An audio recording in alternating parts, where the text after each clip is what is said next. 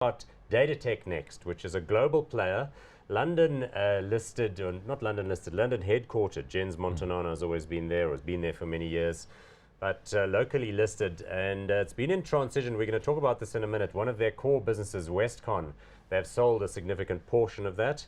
They also trade under the names Logicalis and Mason Analysys. Market cap, though, 12.6 billion rand, sizable. PE ratio 210.6. That sounds a bit weird.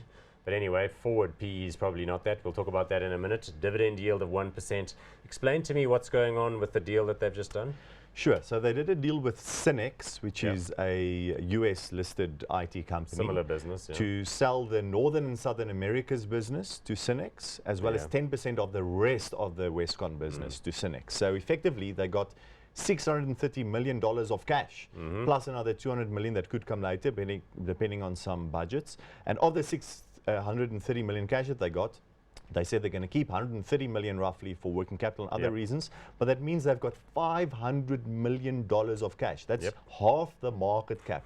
They've said they will return to shareholders either through share buybacks or a special dividend. And I'm sure a lot of investors are waiting with bated breath for that money.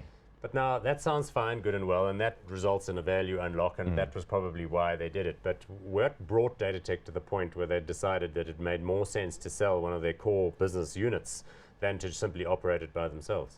Well, it was probably the price offered. I mean, it implied a price of over $1 billion for the whole of Westcon, which is a pretty penny. So I think it's a good deal for management to have done.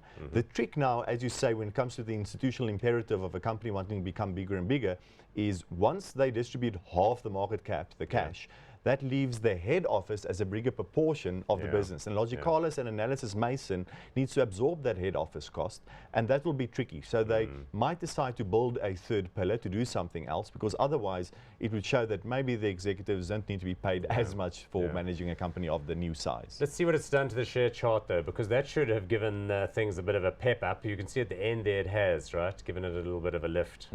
And that would presumably, you know, do you think there's still more opportunity here? Because if you're going to get that kind of cash distribution, that'll come in rands to rand-based shareholders, right? Yes, for now it's in dollars. So the strength of the rand, paradoxically, actually hasn't been great, even though they sell it for a pretty dollar amount. But we need to wait till they go through all these permutations and get the money to shareholders. And then also whether it will be a special dividend or a share buyback is an important question. Just a quick question. One of the core attributes of the old Datatec was its close working relationship with Cisco. Quite a lot of the kit that gets sold, they're one of Cisco's major global relationships. The part that's gone now does that, right? Yes. So what is left? Is it more traditional network infrastructure, development, hardware, making a fairly low margin business, or is it more now higher margin consulting, cloud-based security, and all the other stuff we've been talking about? So exactly like we said, the whole industry is moving. Logicalis is more in that line. They just made an acquisition of a cloud provider, for instance. Also, you'll see in this whole industry, specifically with the local companies, it's a fertile ground for acquisitions. You've got a central accounting team, legal team, finance team, and you just add on all these other businesses. You have cost savings in the center. You go with a complete package to your customers, and that means that you have a lot of acquisition activity happening in the IT services space. You're right, because there are also lots of young, dynamic entrepreneurs who build their businesses from age 30 to age 50, and then it's quite an attractive thing to get bought out for a couple of 100 million in whatever currency you're in, and to have a run-off. That brings that team in, and also the customers that they come in with as well. Yes, and longevity and succession planning. So what about this one? Do you go hot on this? Do you reckon at this current level it's attractive? It's a big question mark regarding the cash. If you actually strip out the cash and just deduct it, I think that the leakage at head office is a bit heavy for the company.